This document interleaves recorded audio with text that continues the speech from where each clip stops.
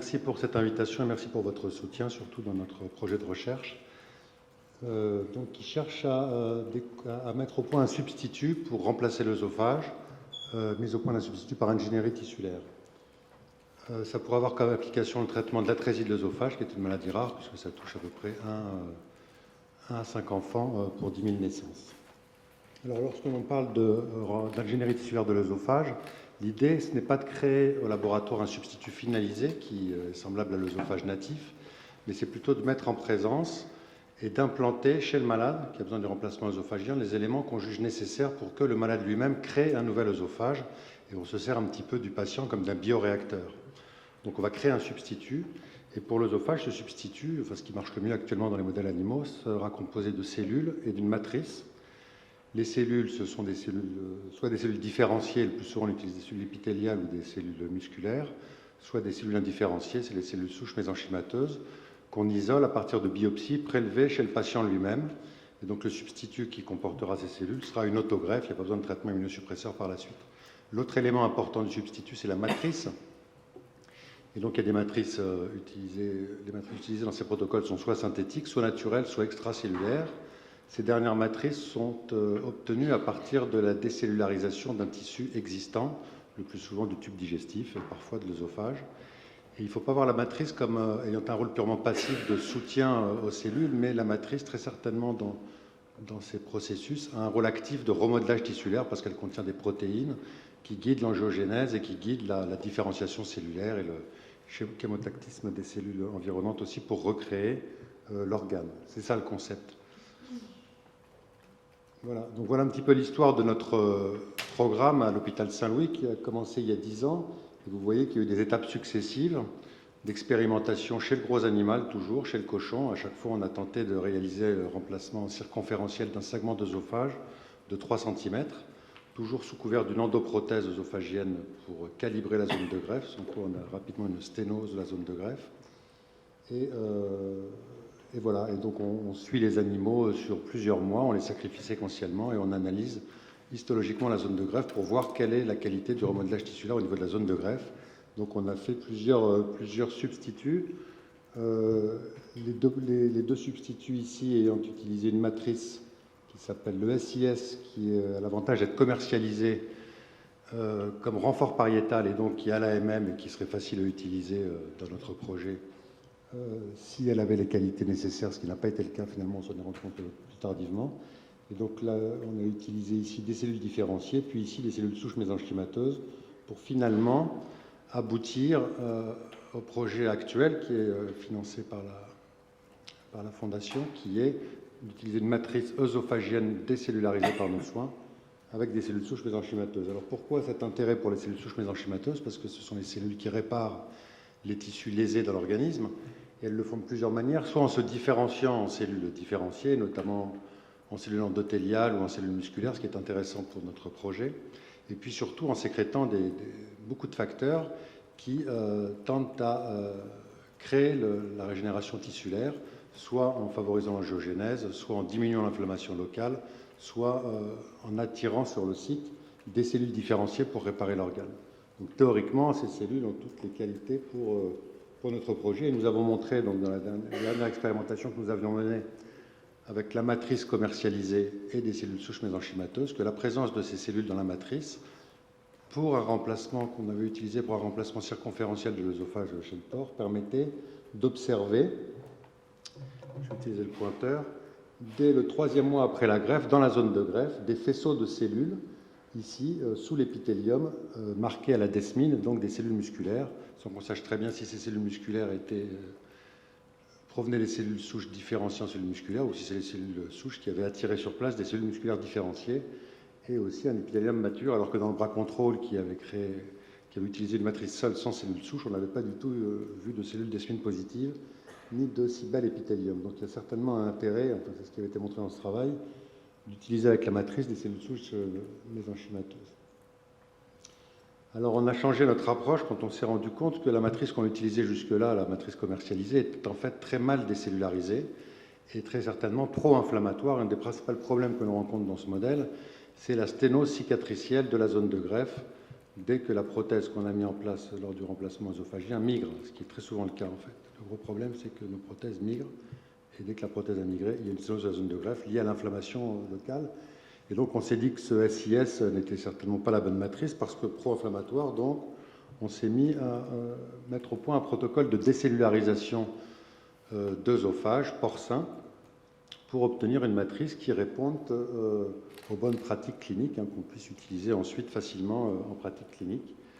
C'est-à-dire, voilà, donc on a tout ce contrôle qualité qui a été fait là sur ces matrices décellularisées avec du SDS et de l'ADNase, pas d'ADN résiduel, une préservation structurelle et des protéines structurelles surtout qui permettent l'adhésion cellulaire et la prolifération cellulaire, pas de cytotoxicité, pas d'immunogénicité, des propriétés mécaniques qui permettent de coudre la matrice chirurgicalement pour remplacer l'œsophage, et surtout une aptitude à recevoir une culture cellulaire qui prolifère sur la matrice. Et vous avez ici une illustration de la matrice ensemencée de CSM, de cellules souches qui ont été marquées de telle façon qu'elles expriment une protéine fluorescente, la GFP, transfectée pour exprimer la GFP, ce qui aura un intérêt certainement dans nos expériences à venir, parce qu'on pourra comme ça suivre les cellules souches mises dans le substitut et savoir quel est leur rôle exact dans le remodelage tissulaire.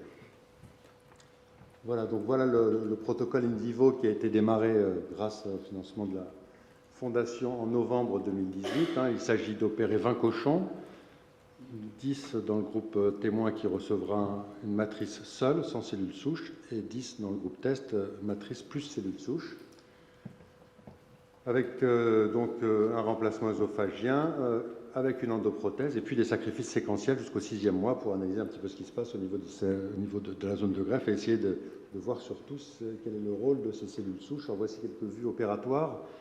D'abord une vue d'une étape intermédiaire qui est la maturation du substitut, là, qui est enroulé sous forme cylindrique sur un tuteur en silicone, qui a été positionné dans le grand épiplomb du cochon, qui est un organe richement vascularisé. Donc cette étape intermédiaire est importante pour initier la vascularisation du substitut avant de réaliser le remplacement œsophagien. C'est une étape de maturation qui dure 15 jours. Et vous voyez l'analyse histologique des prélèvements réalisés à cette étape intermédiaire qui ne montre pas de grosses réactions inflammatoires à hauteur de la matrice qui est ici et qui traduit probablement une bonne biocompatibilité de notre matrice.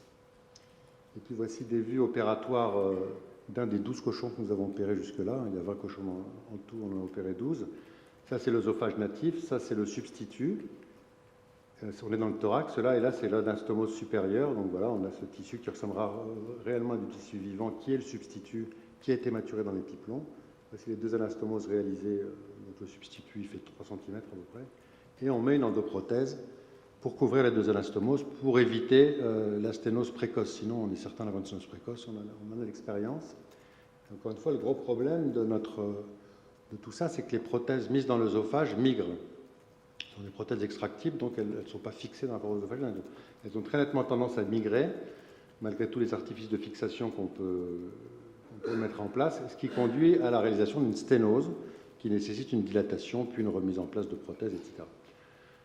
Donc on y arrive quand même, mais avec de multiples dilatations et mise en place de prothèses. Toujours est-il que voici l'histologie d'un spécimen, et là il s'agit de la matrice seule, sans cellules souches, qui a probablement en elle-même des propriétés de remodelage tissulaire importantes. C'est ça qu'on cherche à analyser aussi. Et on voit qu'à peu près à 3 mois, eh bien, on a un épithélium au niveau de la zone de greffe qui est mature, et on a ces amas cellulaires encore, on n'a pas de marquage antidesmine encore pour cette coupe-là, qui ressemblent à des fibres musculaires dans la zone de greffe. Donc on a l'impression que déjà la matrice seule initie la régénération tissulaire.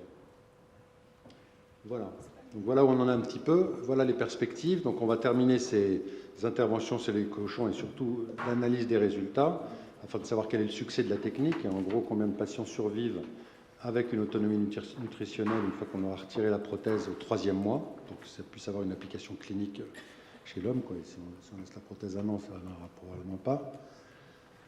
Et puis, quelle est la nécessité d'utiliser des cellules souches mésenchymateuses? Ça, on le saura probablement en comparant nos deux groupes. Et puis, s'il y a une importance à mettre en place des cellules souches mésenchymateuses, quel est leur rôle dans le remodelage tissulaire? On le saura probablement parce qu'on a marqué ces cellules et on pourra les tracer et savoir si elles sont devenues des cellules musculaires ou si elles ont disparu ou si on les retrouve aux environs de la zone de greffe. Et parallèlement, on va initier, à partir de 2019, on va transposer notre technique de décellularisation d'œsophage porcin, des œsophages humains prélevés chez des patients en état de mort encéphalique. On a une autorisation l'Agence de la biomédecine pour ça, pour être prêt, en cas de succès de cette étape-là, à faire une demande d'autorisation d'essai clinique. Voilà. Et donc je voulais remercier tous nos collaborateurs ici, la Fondation Maladies Rares bien sûr, et les autres fondations et groupes qui nous ont subventionnés jusque-là. Merci beaucoup.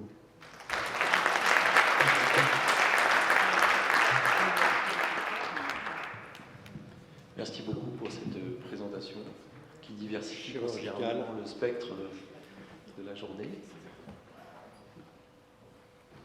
Est-ce qu'il y aurait des questions? Oui. Vous l'avez peut-être dit, les cellules souches mésenchymatoses sont de quelle origine? Moelle osseuse. Moelle osseuse, par rapport à celles des adipocètes dérivées de cellules adipeux. De tissus adipeux. Oui. Elles sont moins pro-angiogéniques, mais elles sont plus anti-inflammatoires probablement. Elles ont des caractéristiques plus anti-inflammatoires. Ce qui nous intéresse, nous, particulièrement, parce qu'encore une fois, notre gros problème, c'est l'inflammation et la sclérose qui suit l'inflammation après l'implantation du substitut. Et puis parce qu'on en a aussi, on travaille à l'unité de thérapie cellulaire de Saint-Louis avec Jérôme Larguero, oui, qui connaît bien ces cellules de souche de la moelle osseuse, qui travaille surtout sur ces cellules-là. Donc c'était aussi pour ça qu'on a utilisé ces cellules probablement. D'accord, mais a priori, vous ne savez pas, vous pensez qu'elles auraient un avantage par rapport à des cellules tirées de tissu adipeux? Je ne pense pas pouvoir vous le dire, si elles ont un avantage ou pas, mais encore une fois, le caractère anti-inflammatoire marqué a certainement un intérêt qu'on cherche davantage que le pro-angiogénique, en raison de ces phénomènes cicatriciels et de rétraction.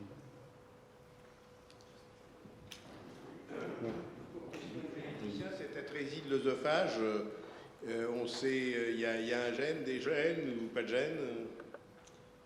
Bonne question, à laquelle je ne saurais pas répondre précisément. Alors, je sais qu'il y a probablement, il n'y en a pas, parce que, enfin, je suppose que ça saurait. Enfin. C'était pas nous, on est un petit peu, on cherche une solution pour traiter ces enfants, et à vrai dire, voilà. D'accord. Bon, mais pas tellement pour la prévenir. Ça va. Sur le côté.